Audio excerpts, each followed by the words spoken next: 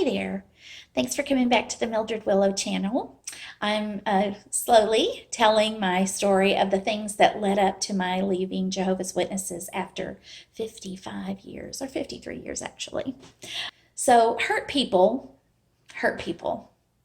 And I think, when we look back at our families, we can see how that sometimes those foundations were laid for obviously the things that we inherited just from our environment. But my ex-husband's family was not a happy family. He came from a family of five kids, and his mom and dad didn't a happy marriage. They left California to come to Texas out of desperation. And his mother, well, let's just call her Kay, she self-medicated. She medicated with alcohol. They had a business that was supposed to be booming, but anytime that you move somewhere and start up a business, there's some time where things are going to be really lean for a little while. But she learned how to kite checks. She put things on credit cards, not just living expenses. Oh my gosh, this poor woman. Like, she put like fast food on credit cards, and she would put like, junk from the dollar store on credit cards. She was a broken person. She had been through AA. She went to that charter grapevine, that whole Jehovah's Witness thing that was going on out there, that she had gone through that program for being a codependent alcoholic. And it was during that time that her daughter lived in her apartment by herself and ended up getting herself pregnant. So I say that to say, through all the years of my marriage to Ralph, his mom had problems. She and her husband divorced the first year that we were married. Then, after our move to Dallas, she again was in some sort of rehab, and while she was there, she met this man. We'll call him M. And he was a recovering addict too. And you should never really marry somebody that you met in rehab. I just said the never word, but it's like, that's probably not where you find people that's going to bring you stability to your life. But she did. I think he was like 19 years younger than she was. Yeah, ladies. They fell in love. They fell in lust. It was so funny because, my mother-in-law began to behave like a teenager. Not in a good way. Not like, oh, return to your youth, or, young at heart or whatever. No, she began to act like very childish. She began to put on this personality that was not hers. She began to speak in slang, and it was just like, who are you? What's going on? So anyway, the two of them came to town one day. It was Veterans Day, and they were going to get free breakfast and lunch and dinner at IHOP or something like that. And they came to visit us. And we lived right by White Rock Lake, and whenever somebody would come to visit, that was kind of one of the things that we could do, because Ralph couldn't get out and walk or do stuff. We could drive him around the lake. So we went and did that. And we're literally driving around the lake, my husband and I in the front, and my kids in the back, and then, Kay and M in the back, and they're back there, like tongue kissing, making out, like kids on a date, not when you're with your children and your grandchildren, on a, Friday afternoon or whatever. It was so gross. That's how we met him, and the only time I ever remember like being with him or them. Apparently, at some point, he had to do some jail time, and so while he was incarcerated, my mother-in-law came to stay with us, and during that time, she was there for like maybe 1 or 2 weeks. I think it was 2 weeks. It was so great for me because while she was there was another female in the house that Ralph could hassle. And she didn't mind like sparring with him and taking him on. And, when he would start getting all big and awful, she'd take him on and they would fight. And I hated that part. So I would go to bed and I needed it. I needed sleep. But the two of them, they would be up and blah, blah, blah, blah, blah. And I would just like go hide. Before she left to go home, at one point, we had a moment just between the two of us, and she said, I've kind of seen like what life must be like for you and, what it's like for the boys. And she said, I really regret that there weren't things that I could do as he was growing up to really teach him to be like a loving husband or whatever.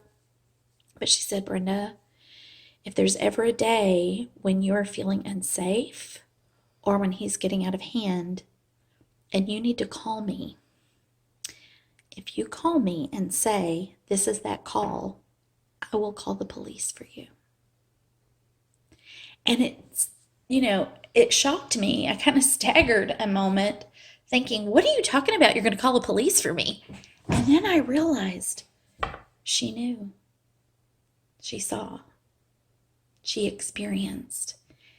And I don't think anybody had ever acknowledged what I was going through, what I was experiencing, the kind of fear that I had to like choke down all the time. And that really meant something to me. And so it didn't take long. If we rewind back to that Sunday that we were coming home and my husband, beat my son, and I talked with the boys afterward. That evening, Ralph was a very angry Jehovah's Witness man that night. And he, all day long would make these comments, oh, Jehovah, I know what the Bible talks about when it talks about a contentious wife. It would be better for me if I was, living on the roof of a house. The Bible's such a nice book, isn't it? And it was getting, more and more intense. And, there's only so much like being quiet that you can do. But I had a kind of a coping mechanism. I don't know if it was a coping mechanism or if it was truly of, a physical problem that I had. I had an extremely weak, I don't know if I would call it weak bladder or just tiny bladder, but I mean, sometimes I could get up and go to the bathroom and actually urinate like 4 or 5 times in 30 minutes. And that is especially happened at night, which is really interesting to me. But he came in after he used to always like stay on the phone with his cronies at night. There was like 3 or 4, J-dubs that were a little bit off the wall, a little bit crackers, and they would stay up and talk and complain about people in the congregation, all that. So, but when he came to bed, he began to sigh and harumph, and it was always like, you know, I'm sure he wanted sex, but it's like, really, on a day like this, when it's been so, anyway, I was asleep anyway, and his harumphing got louder, and then it started being like, and he was big. He was 6'7", and meant to wake me up. And he began to say, it's too bad you couldn't, honor Jehovah's headship arrangement. And, what am I supposed to say? I'm also my children's mother. And when I see something that my children need, I'm going to fulfill that. It didn't mean I had the right to talk to my kids, but I also knew don't poke that bear. And so I was getting up and down and going to the bathroom, and he was, this night, my, trying to be quiet and everything was not appeasing him. He wanted me to say something so that, he could be in the right. But I just, I knew I was way too exhausted. I just kept getting up and going to the bathroom, come back down, lay back down, and he would start again. And I began to like pace because I think part of me was like, okay, eventually all this pee has to come out, right? And so I'm pacing. And then all of a sudden it occurred to me, he's being belligerent, he's harassing me. This is what Kay was talking about when she said if I needed, her help. As things escalated, one of the times that I ran into the bathroom, I locked the door and I called her and I said, "This is the call." And she said, "Okay, are you safe?" And I said, "I'm locked in the bathroom." And he was like, "Who are you talking to?" Beating on the door, you know. And I said, "I'm talking to your mother." And he's like, "Why are you talking to my mother? And you won't even talk to me," you know. And it's like, ugh. And she goes, "Brenda, I'm hanging up. I'm making the call." And so things did escalate, started getting really, really scary. And then he called his mother, and I could hear the conversation turning, and I could tell that he was, I don't know, somehow he was very good master manipulator. And I could hear that he was trying to convince her that everything was okay, but she had heard what was happening. And it really surprised me that after they talked on the phone for a little bit, she asked to talk to me. And I was totally expecting, that same Kay, the one who had said, "Be sure and let me know if you feel unsafe. I will help you." And she said, "Now, Brenda, it's time to be reasonable because Ralphie really loves you." And I was thinking, you just heard him going crazy on me. And I began to feel like, what's wrong with me? Am I making this up in my head? And I thought, no, I knew what I had experienced there. And I gave the phone back to him, and I just began to shake, just wildly shake. And it was late at night, and I was so afraid. And I thought, I've got to get out of here. I don't know what I can do, but I have got to get out of here. And I had on pajamas, and I think I had on a robe. No, I remember I had a little red coat, and I put that coat on, and I ran outside. And it was raining and cold. Oh my goodness, it was so cold.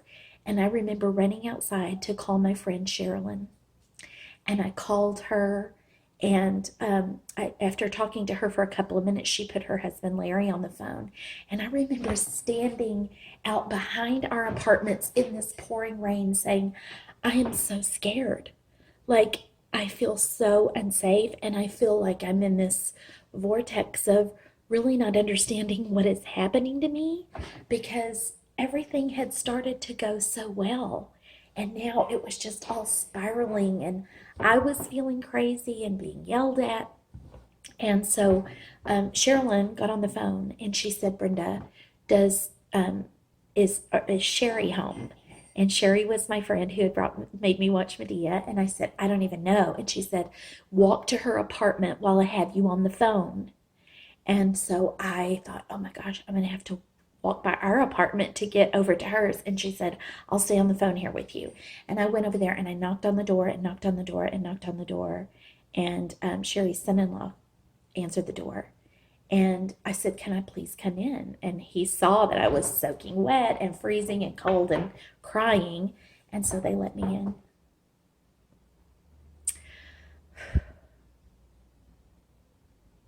And I think that's enough for right now. I actually had to stop my recording a little while ago because recounting all of this brought up a lot of feelings, as you might imagine.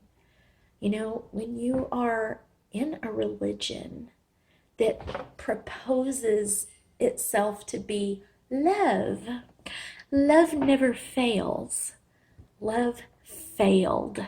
No, that's not true. That's not love. Um, love never fails. That's not love. That was crazy making.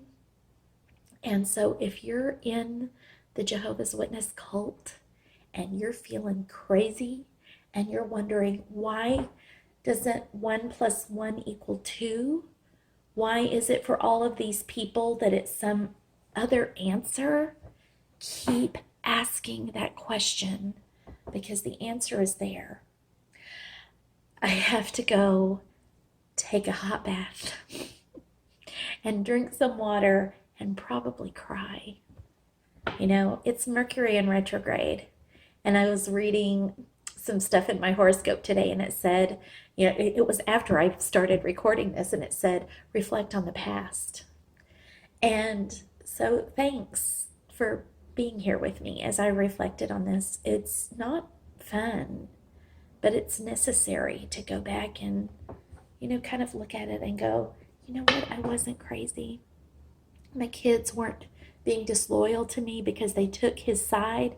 They were saving themselves. And God knows I did that. So many times I made excuses for how he was behaving and questioned, maybe I did need to be more, in subjection. I'm sorry. That's just not true. All right. So thanks for being with me today. Please like and subscribe. I'm going to make another video tomorrow. All right. Love to you. Happy weekend. And see you soon.